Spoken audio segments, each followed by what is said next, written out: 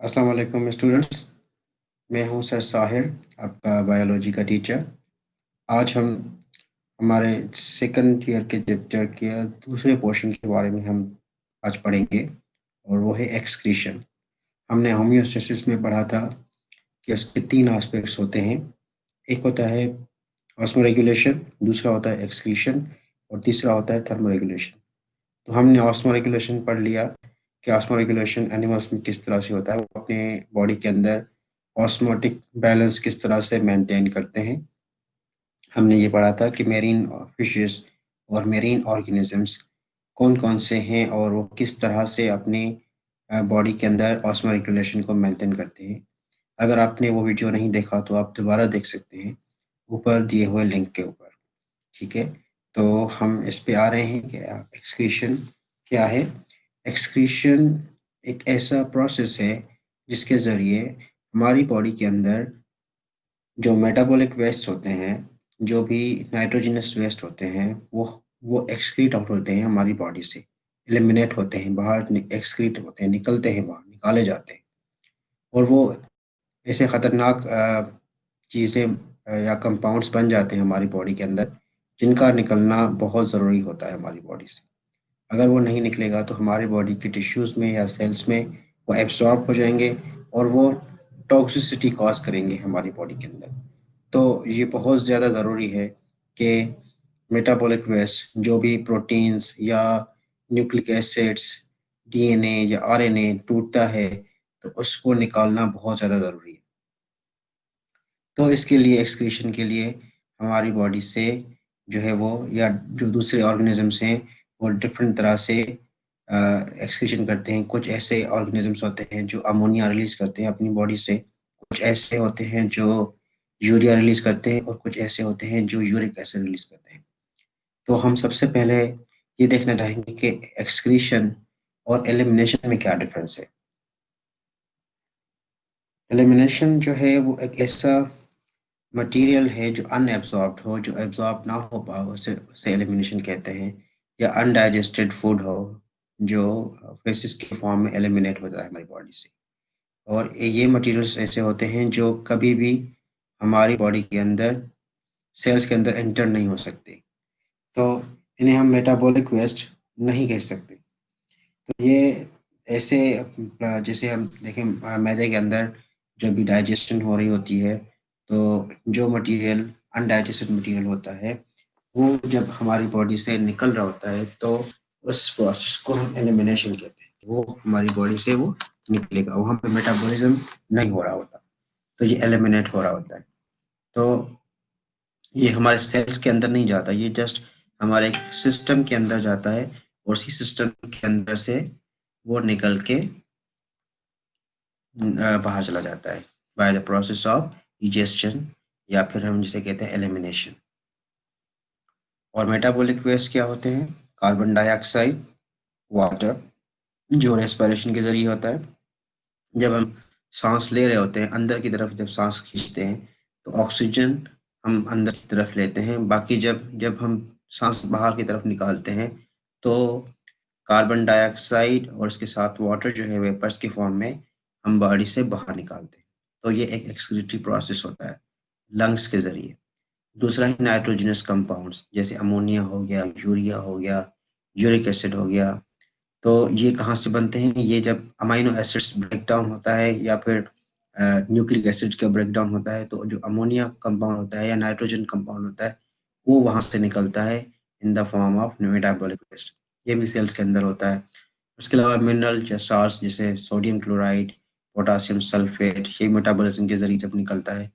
और इसके अलावा सारे, ये जो सारे वेस्ट प्रोडक्ट्स मैंने आपको बताए, कार्बन डाइऑक्साइड बताया आपको मैंने, नाइट्रोजन कंपाउंड बताए, या फिर ये जो मिनरल सॉल्ट्स हैं, मोस्टली हम नाइट्रोजन कंपाउंड की बात करेंगे तो वो बहुत ज़्यादा टॉक्सिक होते हैं और पॉइजनस भी होते हैं। और इनका अमाउंट जो है, अगर वो हमारी बॉडी के अंदर, खास तौर पे अमोनिया की अगर हम बात करें, वो बहुत ज़्यादा खतरनाक है। अगर हमारी बॉडी के अंदर किसी भी सेल के अंदर या एक्युमुलेट हो गया या रह गया, तो वो टॉक्सिसिटी या पॉइजन की लेवल तक भी जा सकता है। तो अगर हम बात करें एक्सक्रीशन की, तो सारे एनिमल्स में एक्सक्रीशन होती है। तो सबसे पहले हम अगर बात करें प्रोटिस्ट की, जो यूनिसेलुलर ऑर्गेनिजम्स हैं, उनके अंदर एक्सक्रीशन किस तरह से होती है। ये जो है एक्सक्रीशन उनके अंदर डिफ्यूजन के ज़रिए होती है, और ये मेम्ब्रेन, जो सेल मेम्ब्रेन होती है, उसके ज़रिए ये सारा जो इसके मेटाबॉलिक वेस्ट होते हैं, वो एक्सक्रीट हो जाते हैं विद दी पानी के अंदर जो मौजूद होते हैं। और इसके अलावा जो इसका वेस्ट होता है, वो कार्बन डाइऑक्साइड, कुछ मिनरल साल्ट्स और अमोनिया के फॉर्म में होता है। ठीक है, तो ये जो यूनिसेलुलर ऑर्गेनिजम्स होते हैं, ये मोस्टली पानी के अंदर होते हैं। तो ये अमोनिया, कार्बन डाइऑक्साइड और कुछ मिनरल साल्ट्स जो होते हैं, वो अपनी बॉडी से रिलीज करते हैं with the help of cell membrane. क्योंकि ये एक सेल वाले जानदार होते हैं, तो ये सेल के, आपको पता है कि सेल के बाहर जो है वो सेल मेम्ब्रेन होती है, तो उसके जरिए वो बाहर निकाल देते हैं। अगर मैं बात करूं अमोनिया की, तो वो एक ऐसा मेजर नाइट्रोजनस ऑर्गेनिज्म है या कंपाउंड है या वेस्ट है, जो माइक्रो ऑर्गेनिज्म से बाहर निकलता है। ये बहुत ज़्यादा पॉइजनस होता है सेल्स के लिए, और ये जल्दी पानी के अंदर सॉल्युबल हो जाता है। और ये इसको निकालने के लिए बहुत ज़्यादा पानी की ज़रूरत होती है, ताकि ये इसको बाहर निकाला जा सके। तो इसको देखें कि जब ये पानी के साथ या वो हाइड्रोजन के साथ, नाइट्रोजन और हाइड्रोजन जो दोनों आपस में रिएक्ट करते हैं, तो अमोनिया बना लेते हैं। तो ये अमोनिया जो है वो बहुत ज़्यादा खतरनाक होता है।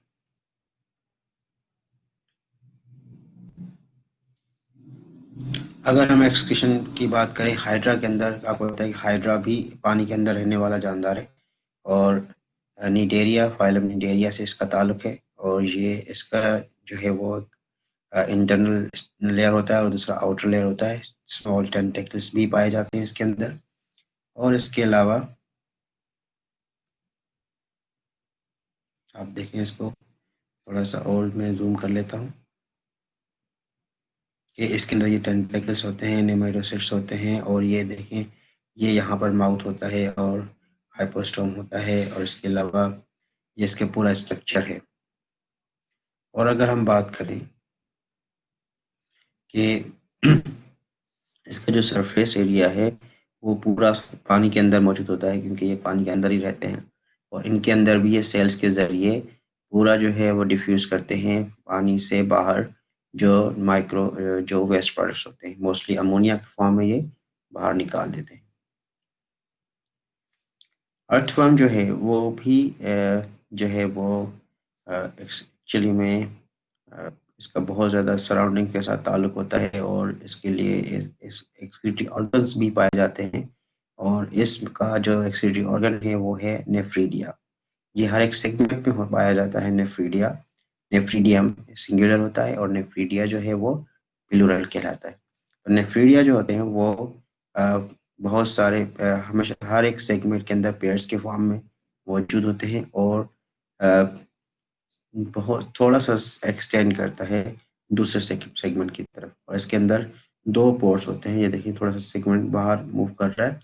तो इस साइड पे देखें कि यहाँ पर नेफिडोपोर मौजूद है, ये जो है वो इसके ऊपर मौजूद है, और इसकी साइड में नेफिडोस्टोम है, जो दूसरे सेगमेंट के साथ जुड़ा हुआ होता है। तो ये हर एक सेगमेंट के साथ एक दूसरे के साथ जुड़े हुए होते हैं, और वो नेफ्रिडोपोर के ज़रिए जो भी वेस्ट प्रोडक्ट है वो बाहर निकाल देते हैं। ये कॉइल ट्यूब्यूल होता है, जिसे नेफ्रीडियम कहा जाता है, जो कलेक्टिवली नेफ्रीडिया भी कहा जाता है। मोस्टली सॉइल के अंदर रहता है, तो इसलिए ये अमोनिया रिलीज करता है। और अगर ये पानी के बाहर होगा, तो ये क्या रिलीज करेगा? ये अगर ये सॉइल से बाहर होगा या ज़्यादा खुश्की में होगा, तो क्या रिलीज करेगा? यूरिया रिलीज करेगा। इसके अंदर दोनों चीज़ें खासियत मौजूद है। मेटाबॉलिक वेस्ट जो होता है नेफ्रीडिया का, और न्यूट्रिएंट्स होते हैं बॉडी फ्लूइड्स के ज़रिए, ये नेफ्रीडिया के ज़रिए बाहर निकलता है। बॉडी फ्लूइड्स जो होता है वो नेफ्रिडोस्टोम के ज़रिए, जो मैंने आपको फनल शेप्ड है, ये वाला जो बाहर निकला हुआ है, इसके ज़रिए जो है वो इंटर होता है बॉडी का फ्लूइड। और वो जो सीलिया होते हैं इसके अंदर, नेफ्रीडिया के अंदर, वो क्या करते हैं, वो उसको अपनी तरफ खींचते हैं पानी को। और नेफ्रीडियम जो है वो एक मैंने आपको बताया कॉइल शेप होता है, जिसे लूप लाइक स्ट्रक्चर कहा जाता है। उसके ज़रिए ये पूरा फैला हुआ होता है पूरे अपने सेगमेंट के अंदर, और उससे जो है वो पूरा जो है पानी वो ड्रेन आउट करता है अपने नेफ्रिडियोस्पोर्स के लिए। ये वही चीज़ है जो मैंने आपको पिछली स्लाइड में बता दी। जो और वो जो एक्सचेंज होती है कैपिलरीज की, जो दोबारा से जो न्यूट्रिएंट्स होते हैं या ऐसी चीज़ होती है, वो इसके साथ कैपिलरीज भी अटैच होती हैं जो इसको बाहर निकाल देती हैं। जो रीअब्जॉर्प्शन का अमल भी होता है इसके अंदर, और वो रीअब्जॉर्प्शन कहाँ से होती है? ये नेफ्रिडियस में जो कॉइल मटेरियल होता है वहाँ पर जो है डिफरेंट तरह की कैपिलरीज इसके साथ अटैच होती हैं, जो अगर कोई ऐसा साल्ट है या ऐसा कोई मिनरल है जिसकी ज़रूरत है बॉडी को, तो वहाँ से वो दोबारा से रीअब्सॉर्ब भी कर लेती है। अगर हम 1P की बात करें तो वो मोस्टली जो है वाटर, मिनरल्स, अमोनिया और यूरिया भी होता है। और अमोनिया अमूमन तब होता है जब वो काफ़ी गीले या कीचड़ वाले एरिया में पाए जाते हैं। अगर वो खुश्क सॉइल में होंगे तो वहाँ पर से वो यूरिया रिलीज़ करेंगे। तो ये मैं आपको ज़रूर बताऊंगा कि यूरिया और अमोनिया में क्या डिफरेंस है और वो क्यों यूरिया में रिलीज़ करते हैं, इसको हम आगे पढ़ेंगे। Carbon dioxide through out the membrane जो होती है, इसकी जो स्किन मेम्ब्रेन होती है, जो स्किन है पूरी, वहाँ से वो कार्बन डाइऑक्साइड भी एक्सक्रीट करता है अपनी बॉडी से। ओके, और अगर हम डाइसेक्शन करें, वर्म का क्रॉस सेक्शन करें, तो आप इसमें देख सकते हैं कि इसके अंदर डिफरेंट तरह के स्ट्रक्चर्स हैं, और ये रेड लाइंस आपको शो कर रही हैं इसका नेफ्रीडियम का, और जो बाहर इसकी रेड लाइन है वो शो कर रही है कि ये पोर है जिसके ज़रिए वो वाटर जो है या अमोनिया है या यूरिया है वो रिलीज होता है।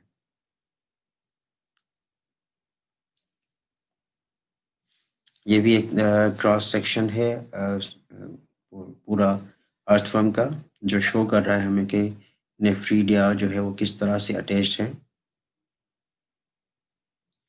अगर हम ग्रास हॉपर की बात करें तो ग्रास हॉपर में या कॉकरोचेस में जो है वो एक्सक्रीटरी ऑर्गन्स जो होते हैं वो डिफरेंट होते हैं as compare to the what we से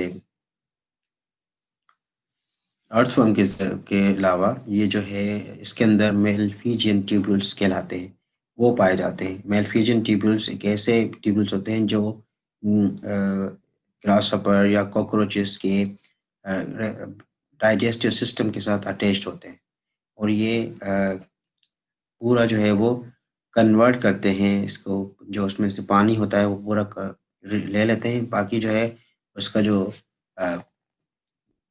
यूरिक एसिड है, या वो समझें यूरिक एसिड तो नहीं होता, इसके अंदर जो सॉलिड मटेरियल होता है यूरिन का या नाइट्रोजनस वेस्ट का, वो फीसिस के ज़रिए बाहर निकाल देते हैं, क्योंकि इसके अंदर दूसरा कोई सिस्टम नहीं होता, तो ये इसके ज़रिए ही बाहर निकाल देते हैं। तो ये मेलफिजियन ट्यूब्यूल्स क्या करते हैं कि पानी को दोबारा रिएब्सॉर्ब कर लेते हैं बॉडी के अंदर, सिर्फ और सिर्फ सॉलिड मटेरियल जो होता है नाइट्रोजनस वेस्ट का, वो फीसिस के साथ डाइजेस्टिव सिस्टम के साथ अटैच होता है, तो वो उसके ज़रिए बाहर निकाल देता है। क्योंकि यहाँ पर ये बात बहुत ज़्यादा अहम है कि आप लोगों को पता होना चाहिए कि ये जो कॉकरोचेस होते हैं या ग्रासहॉपर होते हैं वो बहुत कम पानी पीते हैं, और इसलिए अपनी बॉडी के अंदर जो पानी पहले से मौजूद होता है उसी से ही वो गुजारा करते हैं। तो रीअब्जॉर्प्शन बार बार हो रही होती है, और जो नाइट्रोजनस वेस्ट है वो फीसिस के ज़रिए बाहर निकाल जाता है, बिल्कुल माइन्यूट पानी के साथ। ठीक है, तो इसमें भी यही लिखा हुआ है। और देखें कि इंटेस्टाइन के ज़रिए मटेरियल पूरा पास होता है, न्यूट्रिएंट्स रीअब्सॉर्ब हो जाते हैं ट्यूबुल्स के अंदर, और डाइजेस्टिव ट्रैक्ट के ज़रिए जो है वो वापस चले जाते हैं जो सॉलिड वेस्ट होते हैं, और जो होते हैं ड्राई नाइट्रोजनस वेस्ट जो है वो प्रोड्यूस होते हैं मोस्टली यूरिक एसिड, और फीसिस के ज़रिए पास होता है थ्रू दी एनस। ये देखें, आप ब्लू कलर की जो थ्रेड लाइक स्ट्रक्चर शो हो रहा है, ये एक्चुअली में क्या है? मेलफिजियन ट्यूबुल्स है।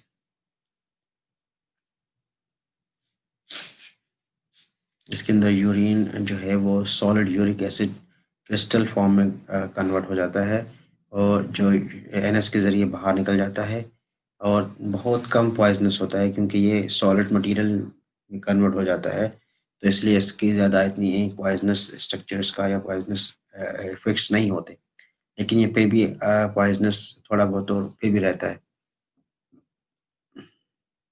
इसलिए हम इसे लीस्ट पॉइजनस कहते हैं। अगर हम ह्यूमन एक्सक्रीटरी सिस्टम की बात करें तो ह्यूमन एक्सक्रीटरी सिस्टम के जो है वो इसके वो approximately carbon dioxide, urea, water और मिनरल साल्ट जो हैं वो रिलीज करता है। Excuse me. और अगर हम बात करें कि ये carbon dioxide, urea, water, minerals जो हैं वो रिलीज हो जाते हैं हमारी बॉडी से डिफरेंट पार्ट्स में, तो हम देखते हैं वो डिफरेंट ऑर्गन्स कौन से हैं जो ये डिफरेंट तरह के मटेरियल जो है हमारी बॉडी से निकालते हैं। ये हैं और lungs, kidneys, liver and skin. पूरी बॉडी की जो खाल है, जो हमारे बॉडी के अंदर लिवर है और उसके साथ लंग्स हैं या स्किन है, ये सारी चीज़ें जो है वो हमारे एक्सक्रीटरी ऑर्गन्स कहलाते हैं, जो हमारी बॉडी से, ये जो हमने पिछली स्लाइड में पढ़ा कि कार्बन डाइऑक्साइड है, वाटर है और इसके साथ साथ जो है वो मेटाबॉलिक वेस्ट है और मिनरल साल्ट्स है, यूरिया है, वो सब क्या है, ये चार जो हैं वो तरह के ऑर्गन्स हैं वो रिलीज करते हैं रिस्पेक्टिवली। अगर हम लिवर की बात करें तो लिवर जो है वो एक ऐसी जगह है जहाँ पर डिटॉक्सिफिकेशन का अमल होता है और ये ब्लड को डिटॉक्सिफाई करता है और ये सारा जो मटेरियल होता है, टॉक्सिक मटेरियल होता है, उसको फिल्टर आउट करता है और ये ब्लड वेसल्स के जरिए डायरेक्टली किडनीज की तरफ भेजता है ताकि वहां से वो एक्सक्रीट आउट होके बॉडी से बाहर निकल जाए।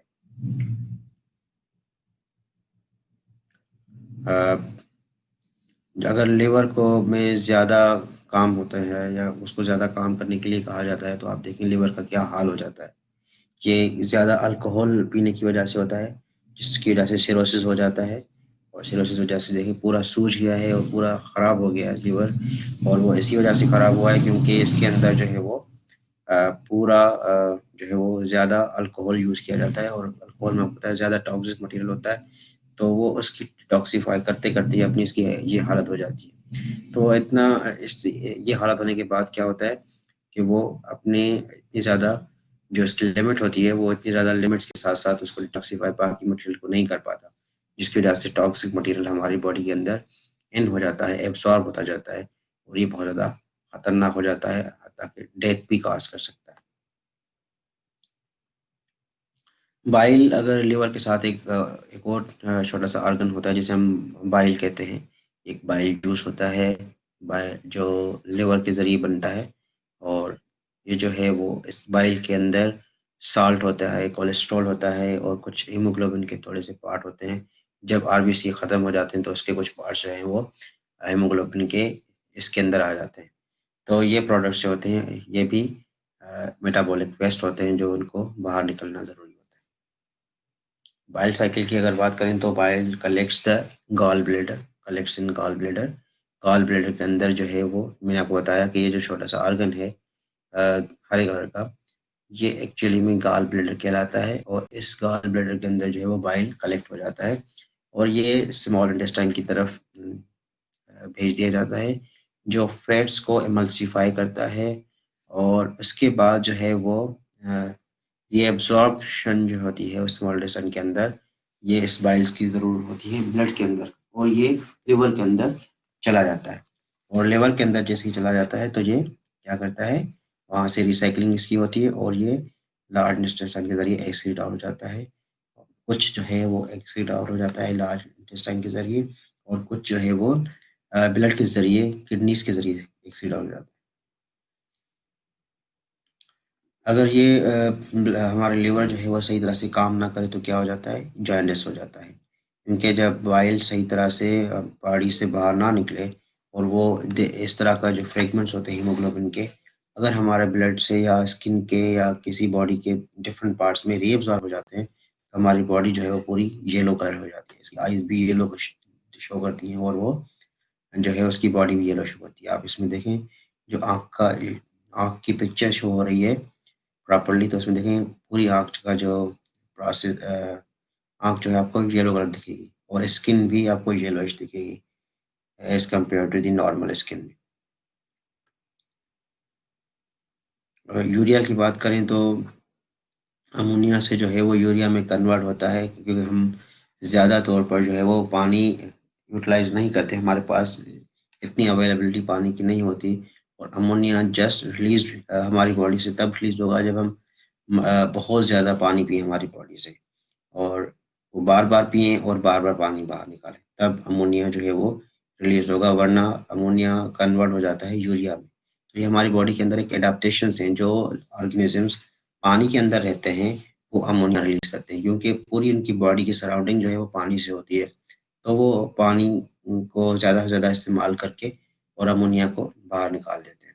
लेकिन हमारी बॉडी, क्योंकि हम टेरेस्ट्रियल ऑर्गेनिजम्स हैं, हम खुश्की पे रहते हैं, तो हमें इतने ज़्यादा सराउंडिंग में पानी नहीं होता, तो इसीलिए हमारी बॉडी ने जो ये एडाप्टेशन की है कि अमोनिया को कन्वर्ट किया जाता है यूरिया में, और ये यूरिया में कन्वर्ट होके फिर दोबारा से हमारी बॉडी से रिलीज हो जाता है, और उसमें से जो वाटर होता है या जो एसेंशियल साल्ट्स होते हैं, जो ज़रूरी साल्ट्स होते हैं या मिनरल्स होते हैं, वो दोबारा से रीअब्सॉर्ब हो जाते हैं।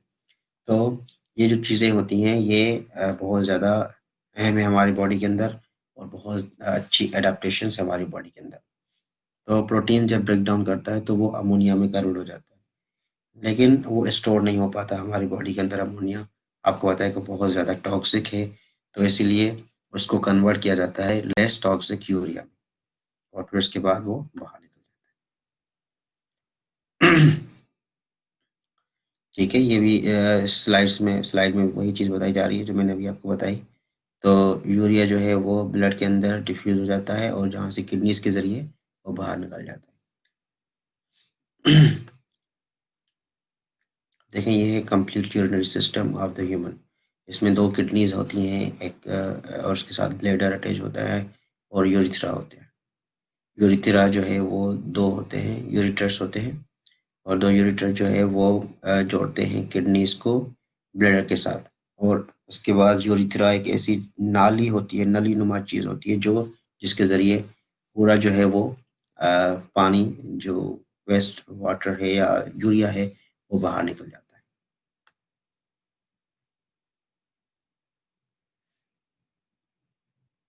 ठीक है, ये देखें किडनीज कहाँ पे मौजूद होती हैं हमारी बॉडी के अंदर, और ये बीन शेप्ड होती हैं, और इसके अलावा ये हमारे बिल्कुल पीछे पीठ की तरफ जो है वो इनका शेप होता है, और ये बहुत छोटे साइज़ की होती हैं, इतनी ज़्यादा इनका साइज़ नहीं होता। इनका काम क्या होता है कि ये वेस्ट प्रोडक्ट्स होती हैं, जो सेलुलर मेटाबॉलिज्म होता है, उसको बॉडी से बाहर निकालते हैं, और हमारे बॉडी के अंदर जो कंसंट्रेशन होती है डिफरेंट तरह के सब्सटेंसेस की, जैसे पानी हो गया, साल्ट्स हो गया, उसको मेंटेन करती है, और होम्योस्टेसिस भी मेंटेन रखती है हमारी बॉडी के अंदर। अगर किडनी के स्ट्रक्चर की बात की जाए तो देखें, किडनी का स्ट्रक्चर जो है वो बहुत ज़्यादा कॉम्प्लिकेटेड नहीं है, लेकिन फिर भी उसके अंदर बहुत सारी चीज़ें मौजूद हैं। जैसे आप देखें, इसका जो बाहर का लेयर है वो एड्रिनल, ऊपर पर जो है वो एड्रिनल ग्लैंड पाया जाता है, और जो बाहर का पार्ट है, जो लाइट पार्ट है, उसे कॉर्टेक्स कहा जाता है, और पिरामिड शेप में उसे मेडुला कहा जाता है, जो डार्क पार्ट है।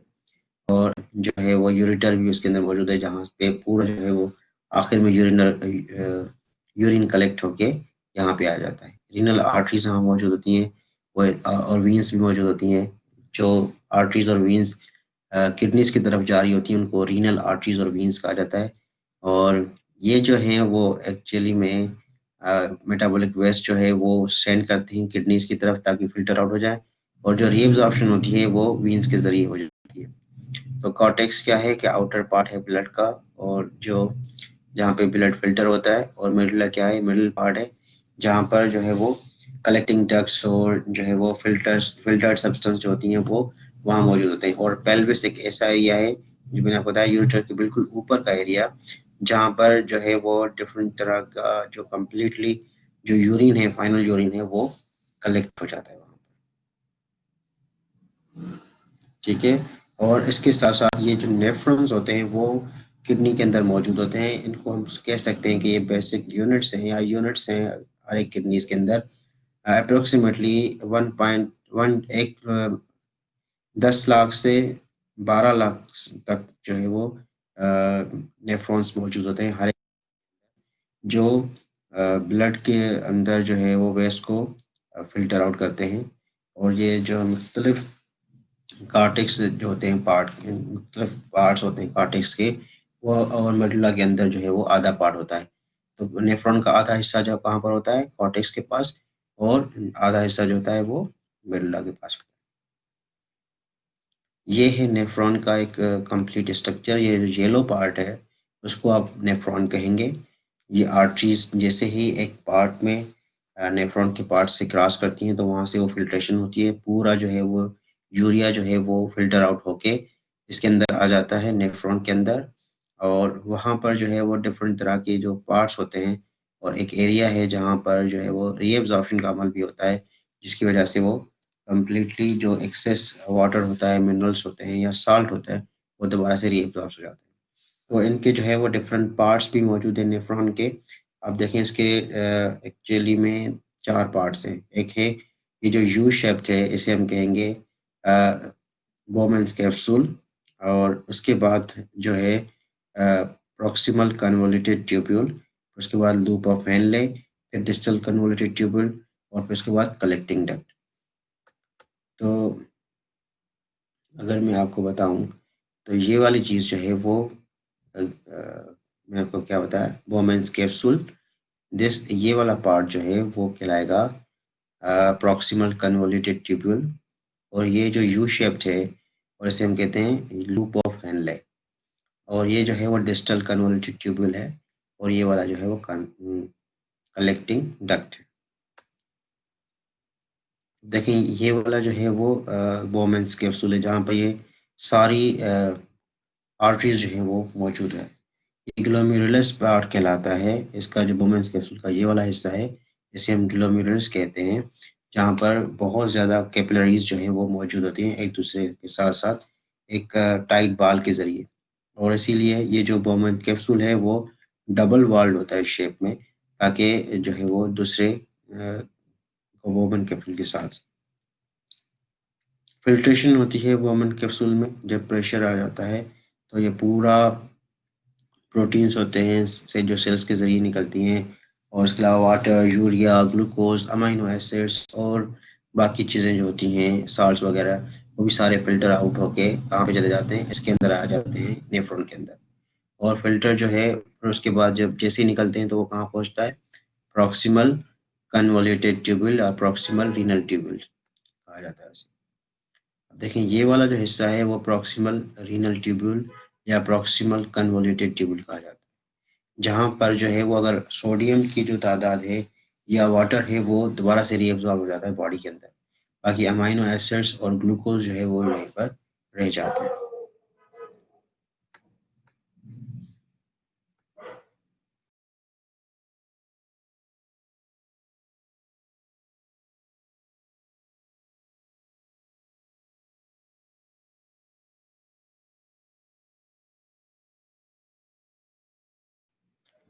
ठीक है, तो हम बात कर रहे थे कि प्रॉक्सिमल कन्वोल्यूटेड ट्यूब्यूल की। अब हम बात करेंगे कि ये है हमारे पास लूप ऑफ हेनले। इस लूप ऑफ हेनले में देखें कि किस तरह से यूरिन आ रहा है, यूरिया वाटर। अब उसमें से जो है वाटर जो है वो दोबारा से रीअब्सॉर्ब हो रहा है, ये देखिए एरो के निशान हमें शो कर रहे हैं कि ये बाहर निकल रहा है। सोडियम और क्लोरीन जो है वो भी बाहर निकल रहे हैं, सोडियम क्लोराइड साल्ट जो है वही बाहर रीअब्सॉर्ब हो रहा है, बाकी जो है वो बाहर निकल के यहाँ पे देखें 600 है, 900, 1200 यहाँ मौजूद है, लेकिन यहाँ पर दोबारा 300 और 100 की तरह शक्ल में आ गया। देखें यहाँ पर ये आ गया डिस्टल कन्वोल्यूटेड ट्यूब्यूल। ये जो डिस्टल कन्वोल्यूटेड ट्यूब्यूल है, इस यहाँ पर जो है वो वाटर और सोडियम की रीअब्सॉर्प्शन होती है, और आखिर में कलेक्टिंग डक्ट में बाकी रिमेनिंग मटेरियल जो है वो पहुँच जाता है, और उसमें भी जो है वो कुछ रीअब्सॉर्प्शन होती है, जो ज़्यादा वाटर होता है या ऐसी चीज़ होती है वो भी रीअब्सॉर्ब हो जाती है। अब देखें यहाँ पर आपको ज़्यादा क्लियर नज़र आएगा। देखें ये वाला अगर देखें बोमेन्स कैप्सूल है जहाँ पर फिल्ट्रेशन हो रही है, और इस फिल्ट्रेशन के ज़रिए जैसे ही हो रहा है तो ये देखें रीअब्सॉर्प्शन हो रही है दोबारा से। ये जो फिल्ट्रेट जो है वो यहाँ पर मौजूद हो जाता है, फिल्टर होके कहाँ पे आ जाता है, ये यहाँ पे क्रॉस हो रहा है, लेकिन यहाँ पर सॉल्ट पंप लगा हुआ है जो साल्ट को रीअब्सॉर्ब कर लेता है। मेजॉरिटी जो है साल्ट की है वो यहाँ पर रीअब्सॉर्ब हो जाती है। दोबारा से सोडियम पंप जो है वो यहाँ पर डिस्टल ट्यूब्यूल के बाद जो है वो सोडियम और जो है वो बाकी मटेरियल जो है वो रीअब्सॉर्ब हो जाता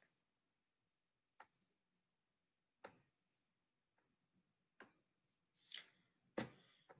और अगर हम बात करें होम्योस्टेसिस के बारे में, तो जो ब्लड शुगर लेवल है हमारी बॉडी के अंदर एक बंदे के अंदर, अगर वो डायबिटिक है तो ग्लूकोज जो है वो उसकी बॉडी के अंदर रह जाएगा और वो यूरिन के अंदर शो करेगा। तो ग्लूकोज जो है वो फिल्टर आउट नहीं होगा। और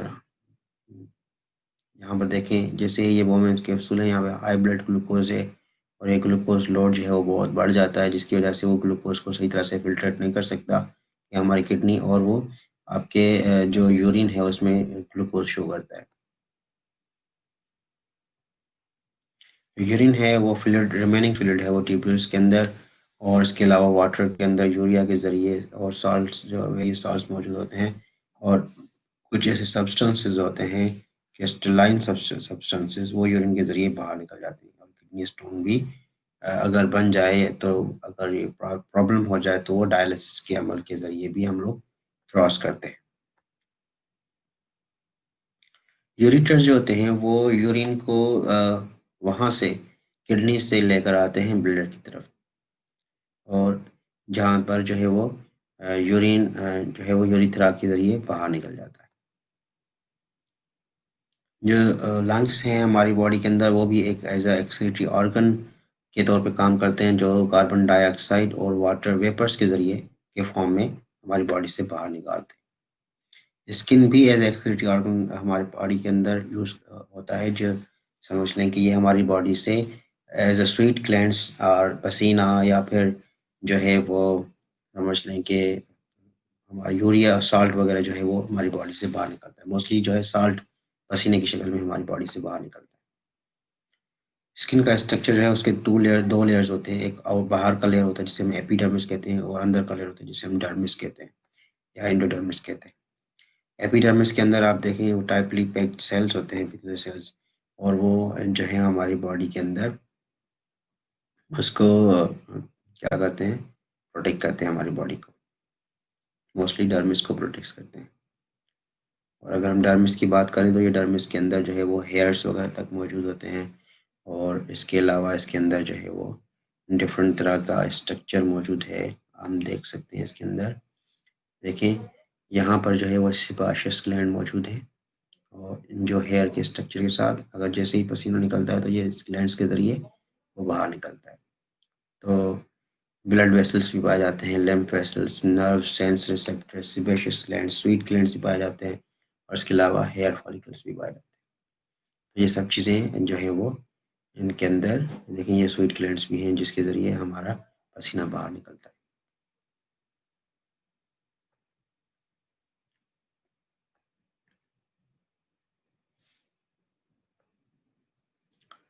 ये स्वीट ग्लैंड्स और सेबाशियस ग्लैंड्स के बारे में है। हम इसके बारे में इतना ज़्यादा डिटेल में नहीं जा रहे, क्योंकि ये आपके हमारे टॉपिक से थोड़ा सा हट के जाएगा, लेकिन मैं आप लोगों को ये शो कर देता हूँ कि ताकि आप लोगों को पता होना चाहिए कि सेबाशियस ग्लैंड्स और स्वीट ग्लैंड्स का एक्चुअली में क्या काम होता है। ठीक है, तो हीट लॉस भी होता है हमारी बॉडी के अंदर।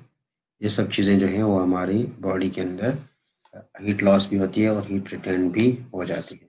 तो ये सब चीज़ें हैं जो हमने यहाँ पर देखी हैं, और इसके साथ साथ मैं आप लोगों को ये बताता चलूँ कि अगर आप लोगों ने मेरा वीडियो चैनल जो है वो सब्सक्राइब नहीं किया, तो इसको ज़रूर सब्सक्राइब करें और लाइक करें, शेयर करें अगर आप लोगों को पसंद आया हो। और दूसरों के साथ, जो बच्चे हैं जिनको इंग्लिश में समझ में नहीं आता, या फिर जिनको जो है वो इंग्लिश टर्मिनोलॉजी समझ में नहीं आती, तो मुझसे डायरेक्टली बात कर सकते हैं, मुझसे पूछ सकते हैं। बाकी जो चीज़ है वो मैंने सारी समझा दी है। अगर इसमें कोई भी चीज़ कन्फ्यूजन है, तो आप ज़रूर कमेंट्स में मुझसे बताएँ और मुझसे राब्ता करें, मुझे बताएँ कि आप लोग को ये चीज़ पसंद आई है या नहीं आई। बहुत शुक्रिया आपका और सुनने का, और इंशाल्लाह हम नेक्स्ट वीडियो के साथ आएँगे, और उसमें आपको मैं यह समझाऊँगा कि थर्मो रेगुलेशन क्या होती है। ठीक है?